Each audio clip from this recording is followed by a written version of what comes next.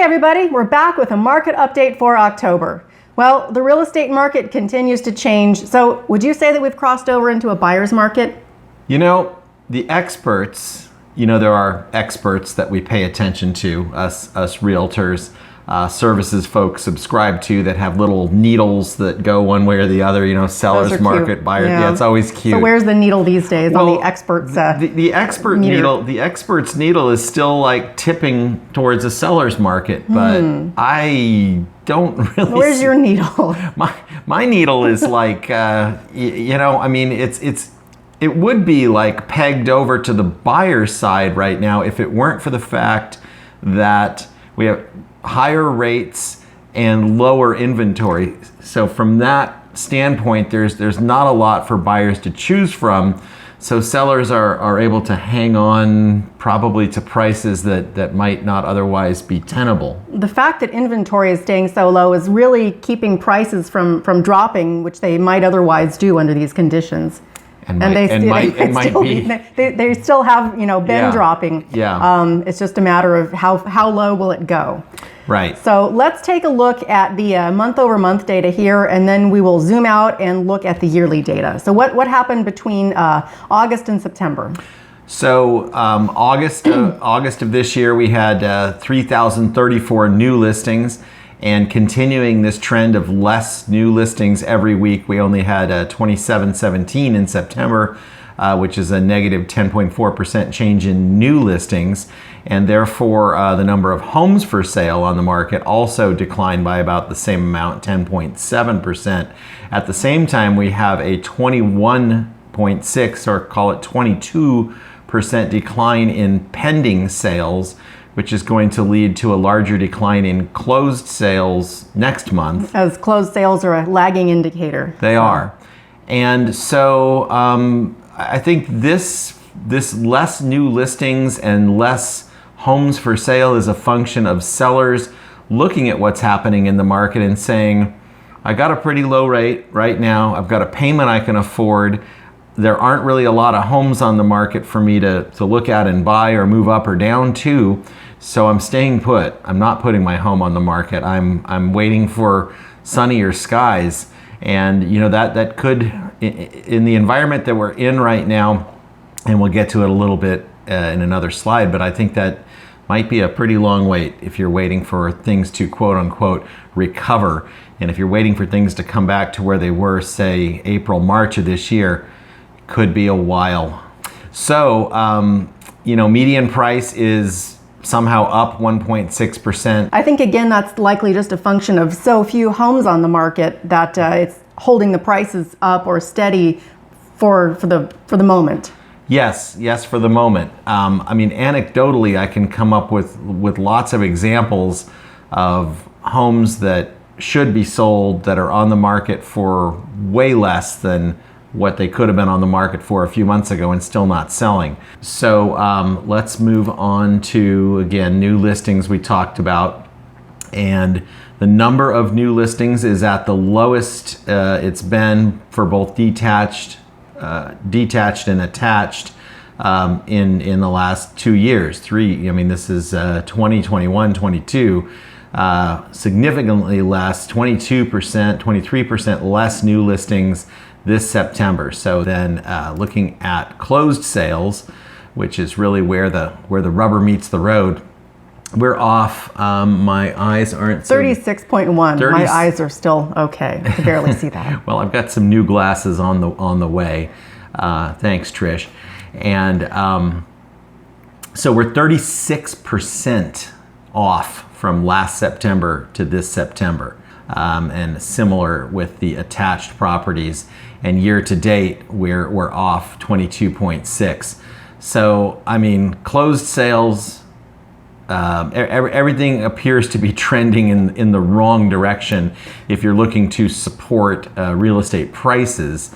But that's not what's happening right now. And that's not what, frankly, the Fed chairman said in his last statement, that we need to bring supply and demand into parity in the real estate market. And one of the only weapons that they have to do that is to increase rates, increase the cost of money, push the price of homes down. And he spoke of all sorts of fun things like short-term pain, and he used a word that was different because all year long he and others had been talking about deceleration in prices. They were doing everything they could do to not say decline. And he still didn't use the word decline, but he used a word that was essentially saying, home prices have to come down. Well, the new CPI report is coming out on the 13th, so we'll see what the Fed does after that. And we did say, because some people are, there have been critics who have said, you're not giving the whole story, or you're painting too rosy a picture. We were saying all year, all first quarter and most of second quarter, that this rate of increase is unsustainable. And if you want to sell, do it now. And that was like 5-6 months ago we were saying that. So we've been warning folks that, anybody who is looking at the situation rationally would have come up with the same conclusion.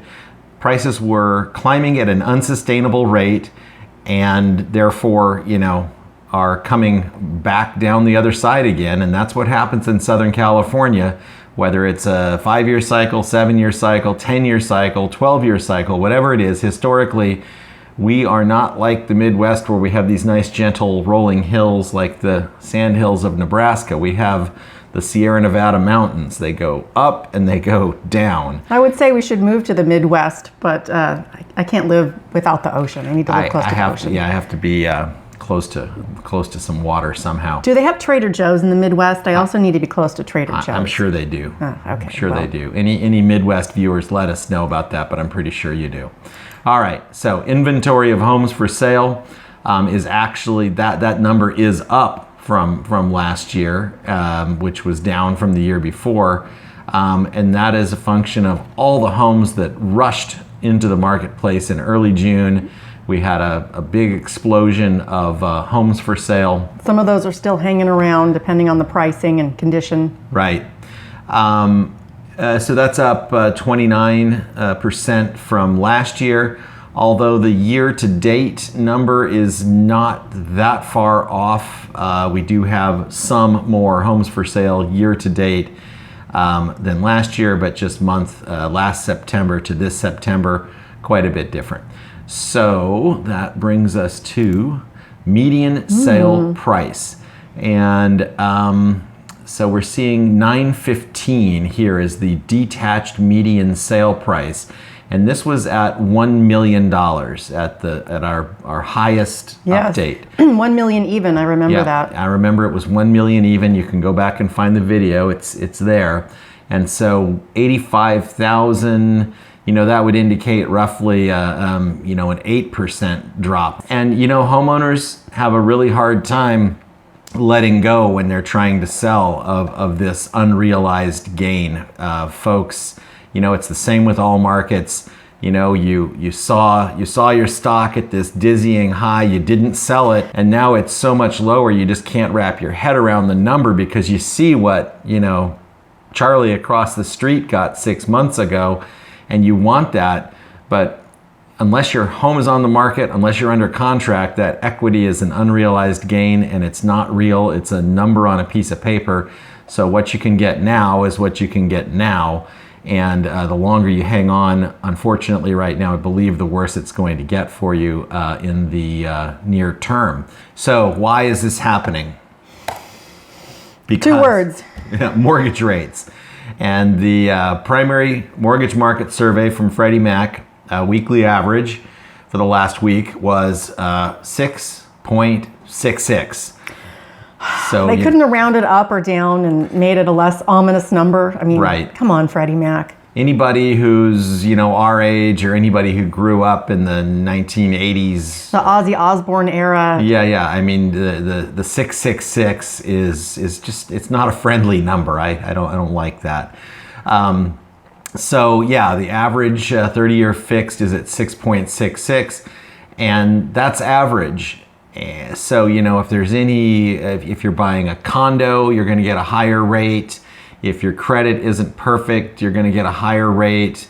A lot of different things that can cause you to get a higher rate than this. So There are people looking at rates, climbing up into the sevens, which again, just like the price increases of a few months ago were unsustainable. I just don't see how people are going to keep buying homes at these, high prices at a median of 950 or 915 or whatever it is. Most people can't afford that. No, it's like, if you take, so -3, so it was more than 3 points lower. And that 3 points on a median priced home represents a couple of $1,000s roughly. So imagine if somebody you're renting a house or you're paying a mortgage and somebody comes in and says, well, it's $2,000 more now. Are you making that much more money? No. So congratulations, Federal Reserve Board. It's working. You're throwing buckets and buckets of ice water on the real estate industry right now. Ruining our lives and eating all our steak. All of that. And, if there's going to be some benefit derived from all of this, then great. We'll endure the pain. We'll take one for the team. But it better work because, unless this improves in a big hurry, prices are coming down. They already have come down and the data is going to start showing it. So, that's really going to not make people Which happy. has already happened to the Dow and the NASDAQ. So, it's happening in the stock market. It's happening in the real estate market. So hopefully this can be a shorter term thing than a longer term thing. Right. But it remains yet to be seen. But, this is I'm calling it COVID whiplash. For sure. We had a pandemic and the economy went gangbusters. We printed a bunch of money. Not us, but Fed. the people who are in charge of such things. Right. Yeah. And that was on top of money that had already been printed for, 2008 to whenever they stopped doing it, which I think it was, I don't remember. But we've had a long run of the Fed buying bonds and essentially printing money, and it's just the chickens are coming home to roost. A lot of people want to make this a political thing. Frankly, there's very little politicians can do to manipulate the economy. It doesn't really matter in my view. There's blame to go around, I think. There's plenty of blame to go around. Find people on both sides, etc. So anyway, the 5/1 ARM, 5.36. So these are becoming a lot more popular. And also the rate buy down is still a great way to help a seller and help a buyer to check out your video from a couple weeks ago. Yeah, we have a video all about the rate buy down, and that's that's frankly it's got to be necessary. But what that's also doing is causing buyers to put less down payment because more of that money that would have been used for the down payment is going towards rate buy downs. So I think if we can get sellers on board to cooperate with rate buy downs, that's going to be helpful. And we could be in a situation in the next few months where we're talking about getting really creative, where buyers might be assuming sellers' loans and getting a second mortgage carryback. These are the kinds of things that were happening in the 1980s when rates were super high, and everybody says, well, they were 18% or 15% back then, and that's true, but home prices were in the $100,000 range. That's not going to work with today's market prices.